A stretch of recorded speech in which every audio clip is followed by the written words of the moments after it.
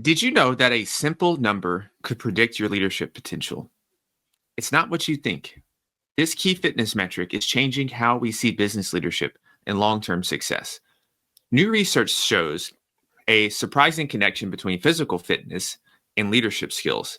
A study of 122,000 people found that improving this metric greatly reduced the risk of early death over 10 years. For business leaders, this means that taking care of your health could help you make better decisions, handle stress, and succeed in the long run. I've consulted with many leaders to improve their health, and I've seen how small fitness changes can make a huge difference in how they lead both in and out of the office. And today, we're going to look at three important measurements that could help make you a better leader, more creative, and help you stay ahead in business and ultimately give you the edge that you've been looking for. Measurement number one is VO2 max. VO2 max is how much oxygen your body could use during intense exercise. It's a huge predictor in terms of how long you'll live and also how well that you're going to perform and the overall quality of your life, both in the gym and, of course, as a leader outside of it. Now, we've been looking at quarterly reports and leadership tests and going to leadership seminars. But this number here has been quietly shaping our ability to lead, to come up with new ideas, and just to keep ourselves succeeding and growing year after year. And so I want you to think about a time when you had to make a big decision under pressure. Your heart's racing, beep, beep, beep, and your mind was all over the place. And everyone was waiting on you to decide. And so I want you to imagine now facing this same situation with a clear head, steady nerves, cool as a cucumber, as they used to say, or at least my dad said that, and also having laser focus. That's what a high VO2 max can do for you. And so let's talk about Madison here. And so she was smart, motivated, always felt overwhelmed. And board meetings and work pressure left her exhausted. She struggled to keep up with her growing company. Then she started training to improve her overall health. And of course, a key part is as the cardiovascular fitness, and then getting even more granular, you're looking into an aspect of improving her VO2 max. And so, of course, results are going to improve, and they were amazing. Resting heart rate at 70 went down to 55 beats per minute. That's a marked improvement. And she recovered from meetings, stressful meetings at that, 40% faster. After 3 months, she's handling back-to-back meetings much more easier. And decision-making is 25% quicker. And her team said, after they did some polling and stuff, that it was around a 30% markup in productivity. And science is going to back this up. Studies show that people with a higher VO2 max levels, they think better, and especially when they're stressed and under duress. And executives who are in better shape make better decisions under pressure than their peers. So all this is like having a secret weapon for leadership. It's giving yourself an unfair advantage. And so now I want you to picture this. You're walking into the office in the morning. You're feeling clear-headed and focused, and you quickly go through your emails. You're coming up with great strategies, and there's a surprise problem that comes up. You handle it calmly, and you're making your whole team feel confident. That scenario is part of what a high VO2 max can do for you. But the benefits go beyond just you. And in this instance, let's call this the leadership VO2 max effect. And it spreads throughout your whole company. And it may sound crazy or makes no sense, but hear me out. When you're at your best, this is going to raise the bar from everyone around you. You make better decisions, which leads to more creative strategies. You have more energy. That's going to be contagious. You're spending more time mentoring others, pouring into others. You have more to give because your bucket is so full. You're in a better mood, which makes work more enjoyable for everyone else. This leads to big improvements in how your team is going to work together, how your projects are turning out, and even the overall feel and branding of your company, which if you're a larger company or even if you're a smaller company, talent retention, recruiting is very important metrics. So having a high VO2 max from a physical standpoint, of course, you're less likely to get heart disease, have a stroke, develop diabetes, and even get certain types of cancer that they're still learning more and studying on with this. So you're not just becoming a better leader in this instance, you're setting yourself up for a longer, a healthier life and a longer, more prosperous career without having to sacrifice your well-being. Because I believe that we can have it all with the right strategy and precision. And so VO2 max is important, but it's just one part of the story. There's another number that's changing how we think about leadership performance. And I should actually call it more of a metric than a number. And it's been right under our noses the whole time. And that's muscle mass. Now, imagine here if building muscle could actually slow down the rate at which you age. And it actually can. And if you think about it, most executive health programs that you'll see, there's going to be a heavy focus on general health. And I would even say a lot of them veer toward sick care, looking at everything from a disease standpoint. You'll have some general weight loss. You'll have some basic cardio. But a lot of people are missing this huge part of the longevity puzzle. And that's muscle mass. Now, we're not talking about bulking up like a bodybuilder. You're not going to get oiled up and go walk on stage or anything. You're not training for Mr. Olympia. You're not training for a physique show. But we are talking about a lean, functional muscles that improve our metabolism. Because as we get older, we naturally start to lose muscle mass unless, and this is a huge caveat, we do something about it. And we actually absolutely can do something about it. And this loss here, though, can affect, if we don't do anything about it, it can affect our health, our longevity, and our leadership and executive performance abilities. So think about the last health checkup you did or annual workup that you did. They probably checked blood pressure, did a very basic cholesterol panel, maybe gave you one out of the three important numbers when we're thinking about our overall metabolic health. And then maybe they're a little fancy, they did some form of a stress test. But did they measure your muscle mass? I think it's time for a change for that. Muscle isn't just for athletes, it's for leaders. Research shows that building muscle turns on genes linked to our longevity.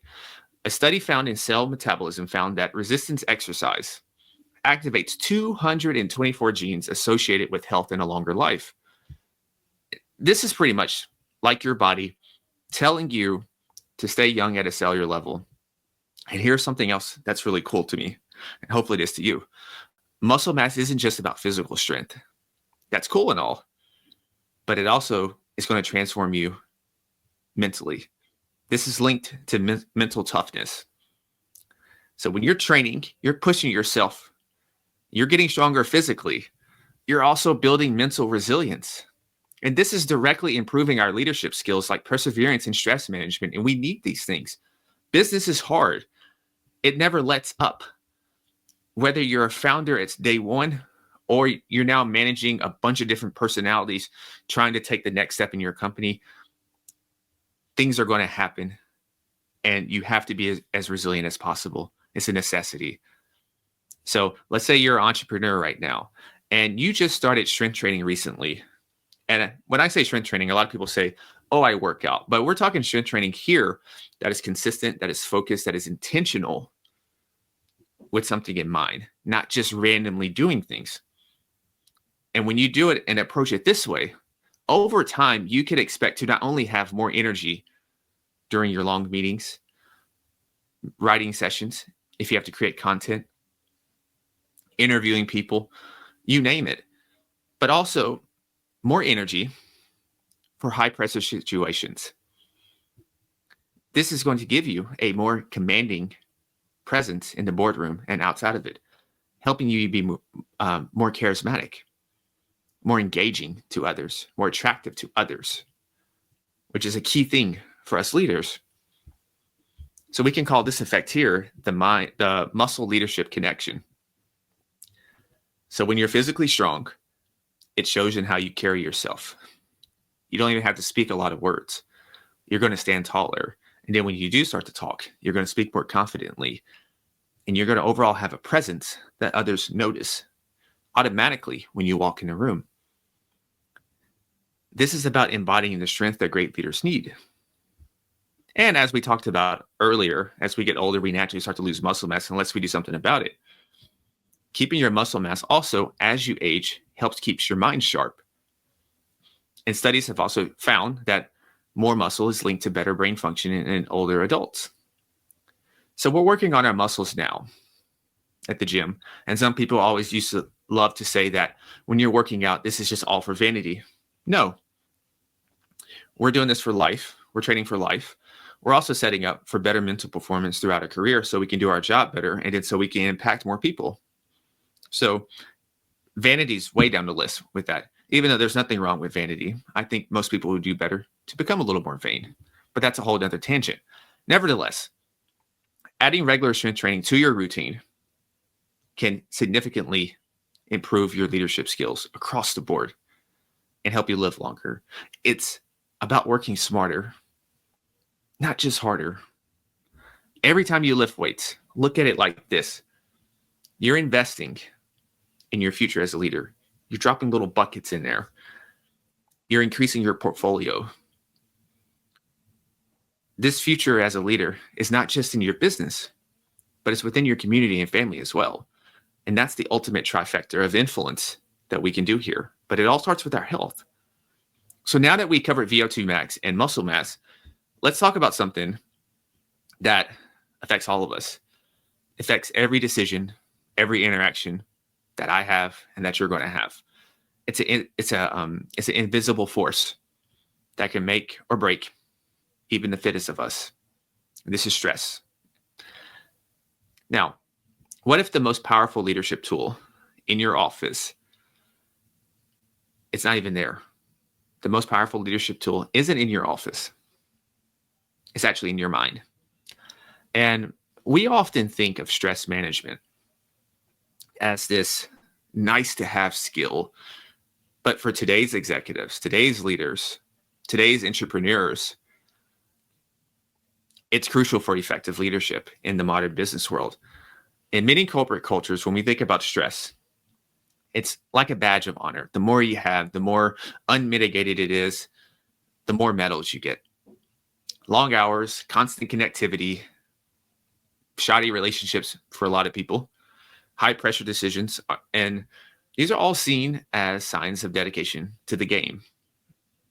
But this type of mindset is costing us more than we realize. We're not saying you should have no stress. Absolutely not. If you're an entrepreneur, you're a CEO, you're a leader, you're an entrepreneur, you're anyone with any type of significant responsibility, we each signed an invisible contract for these types of things, for stress, uncertainty, all those things. The key is it mitigated, under control? That's the key part. Chronic stress takes a real toll on our bodies and minds. It can dramatically hurt our thinking, our decision-making, our relationships, and of course, our physical health. And the very thing that many leaders think is pushing them to excel is actually holding them back, but it will only be felt in a long time frame. So let's take Alex here. Alex is a advertising founder and CEO, and he thought he always thrived under pressure, under stress. The more stress, the better. The more chaos, the better. And he was always, quote unquote, here on. That's just how he did. He's fueled by caffeine, fueled by adrenaline. His company's growing. Everything's looking good on paper. But there's a cost. And this cost is not necessarily something that you maybe can see instantly. Team turnover was a little high, but maybe you can attribute that to the type of high pressure environment it was. But ideas, innovation became a little more scarce. But yet and still, for Alex to really change here in this instance, it was a health scare that finally made him make that change. So he started with the fundamental things: meditating daily, exercising regularly, setting work boundaries, still being a go-getter, still being audacious and ambitious and getting after it, but having effective boundaries around those things, being more intentional and precise with your daily inputs. And of course, the results are going to reflect this change. So there's better decision making, a happier team, more team members staying, and the turnovers going down dramatically, and the company starting to grow again and have healthy numbers. And of course, body composition change was there. Now, research shows that Alex isn't alone here. It wasn't just necessarily a end of one thing, because when leaders are stressed, it of course affects the whole team. Studies found that teams with stressed out bosses are up to 50% less productive than those with the calmer leaders. Top performers are finding new ways to manage stress and lead better these days. You'll hear a lot of CEOs and entrepreneurs, they're using transcendental meditation as a form. Others are using devices to track their stress in real time. There's a handful of those great tools out there. And then one of my favorites, or a couple of my favorites, leaders are actually going on nature retreats or just forest bathing, getting away for a bit, rucking, just out in nature with no devices. And another one, which I highly recommend if you haven't tried it, it's been around for a long time, but I don't think it's ever gained like just mainstream popularity. And that's flotation devices. Float tanks are amazing tools. I absolutely love float tanks. But speaking on nature real quick, I recently recorded an episode dedicated to the benefits of nature concerning your health and your executive performance. So definitely check that out after this video here. But back to the topic on hand here. Let's call this effect here the calm leadership advantage. Leaders who manage their stress, they aren't just feeling better, they're performing better too. They're more resilient, they're more creative, and they're able to handle complex situations much more effectively. So think about leading calmly instead of frantically. Imagine making decisions from a clear, focused mindset and abundant rather than feeling overwhelmed and constricted and scarce. This approach not only helps you perform at your best, but you're also more importantly going to bring out the best in your team and everyone else who's around you. So when we look at VO2 max, when we look at muscle mass, in particular lean body mass, and stress management and mitigation, all these factors combining together, this is like the three legs of a stool supporting optimal leadership, optimal performance in our business and in our personal lives. And each one makes the other stronger, creating this solid base for long-term success for decades. And it's going to go beyond what any one single of these things could do. So now that we explored what we can think of as the executive health trifecta, VO2 max, muscle mass, and stress management mitigation, those are the three. These are crucial for becoming a better leader in and out of the office. But really quick, I want you to let's focus on your next steps. Take a moment right now to assess where you stand with these three metrics. Are you working on improving your VO2 max, or are you not familiar with it? And maybe this is where you're going to start with.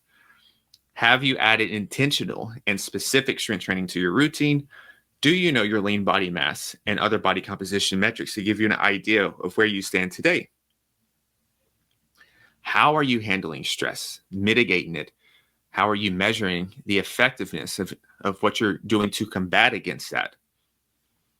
And on the other hand, if you are ready to elevate your executive performance through a better and more precise health optimization strategies, I would absolutely love to help.